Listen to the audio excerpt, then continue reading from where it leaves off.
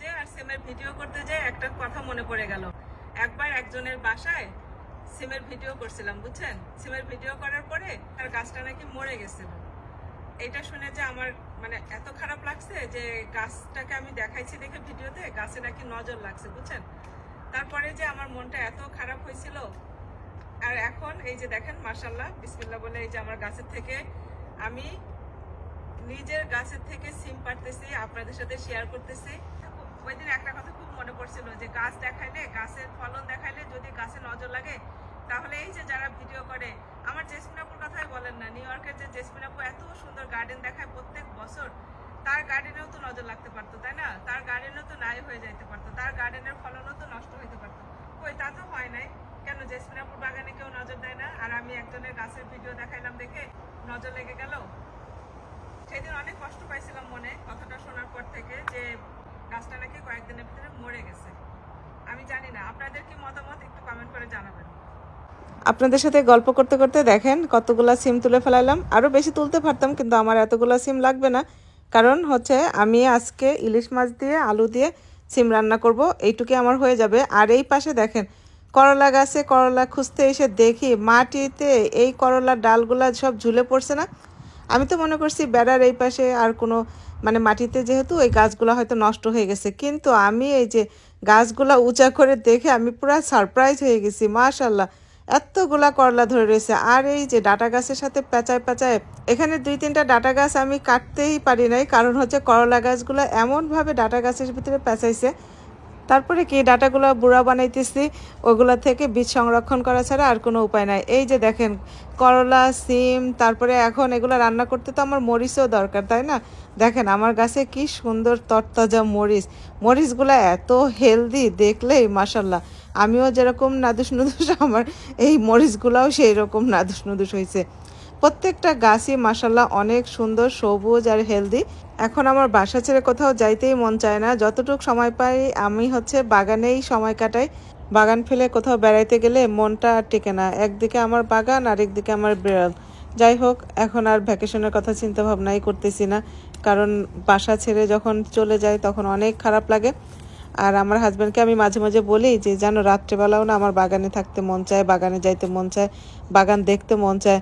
আমার হাজব্যান্ড আমাকে বলে কি, কবে তোমাকে রাত্রেবেলা ভূতে ধরে বসায় রাখবে, বাগানেই থাইকো তখন সারাক্ষণ।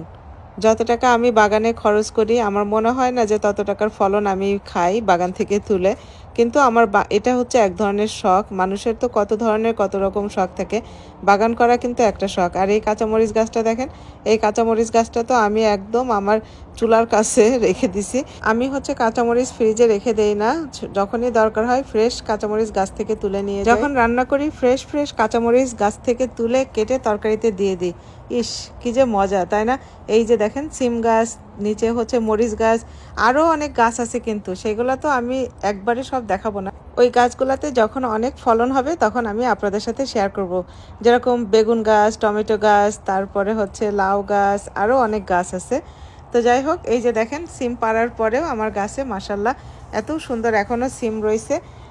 আর এই পাশে দেখেন ডাটার বিচি পড়ে পড়ে একা একা এই যে ডাটার শাক হইতেছে। দেখেন ওই যে এই লাইন ধরে অনেকগুলা ডাটার শাক হয়েছে।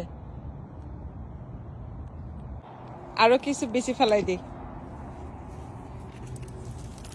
দেখেন মাশাআল্লাহ, দেখেন এই মরিচ গাছের মরিচের ফুলগুলা দেখেন, গাছটা কি যে সুন্দর হয়ে পুরা গাছটা দেখেন কত বড়।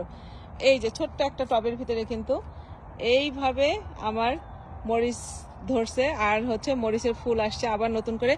আর এই মরিচগুলা যে খাইতে কি যে ঝাল বলার মতো না। ওই যে বলে না, এটারে কি বলে বাংলাদেশে বলে না ধাইনা মরিচ, এই যে এটা হচ্ছে যে সেই ধাইনা মরিচ। ধাইনা মরিচের মতো যে বলে না যে ছোট মরিচের ঝাঁজ বেশি, ধাইনা মরিচের মতো, এইটা হচ্ছে সেই জাত, বুঝছেন। আর এই একটা টবের ভিতরে কিন্তু একটা গাছ না, এখানে হচ্ছে যে 3টা গাছ। ওই দেখেন ওইখানে হচ্ছে গাছের গোড়া দেখেন 2টা, আর হচ্ছে এই যে এখানে একটা। এই মরিচগুলো আবার অন্য ধরনের। এই যে দেখেন এই মরিচ গাছেরও ফুল আসছে প্রচুর, কি যে সুন্দর হয়ে গাছের ভিতরে ফুল ফুটে আছে। মরিচ গাছের ফুল দেখতেও যে এত সুন্দর লাগে। এই যে আরেকদিন এই মরিচগুলা সব পেরে ফেলছি। এই মরিচগুলা হচ্ছে যে এই যে এই জাত দেখেন, পুরা বাংলাদেশের মরিচ আছে না শুকনা শুকনা এরকম, এই মরিচ গাছটার মরিচগুলোও এত মজা, সেজন্য আমার এই মরিচগুলা বেশি খাওয়া হয়। আর এই ছোট ছোট এই মরিচগুলা হচ্ছে যে অনেকগুলা দেওয়া লাগে, সেই জন্য বেশি আমার মানে খাওয়া হয় না। বাট এগুলো হচ্ছে কাঁচা ছালাদের সাথে আমি মিশাই দিই, খুব মজা লাগে। আজকে আমার এই ভিডিওটা হচ্ছে নভেম্বরের 18 তারিখে। সব এই নভেম্বর মাস থেকে সবার গাছ মরে যায়, আর আমাদের এখানে এইভাবে তরতাজা হয়ে গাছ হইতে শুরু করে, দেখেন। আর এই পাশে তো আমি ইগুয়ানার ভয়ে তো কোনো গাছই উঠাইতে পারি না, তারপরেও এই যে দেখেন ইগুয়ানার সাথে ফাইট করে আমার বটবটি গাছ উঠছে। এই দেখেন চিকন চিকন এই যে বটবটিও কিন্তু হয়ে গেছে মাশাল্লাহ। আর এই যে এই পাশের পুঁইশাক গাছগুলোও ইগুয়ানার সাথে অনেক ফাইট করে তারপরে এই যে উঠছে। আর এই যে পুঁইশাকের সাথে যে এই যে পাতাটা দেখতেছেন না, এইটা কি গাছ একটু কমেন্ট করে জানায়েন তো। আমি লাগাইছি ঠিকই, কিন্তু জানি না এটা কিসের চারা উঠছে।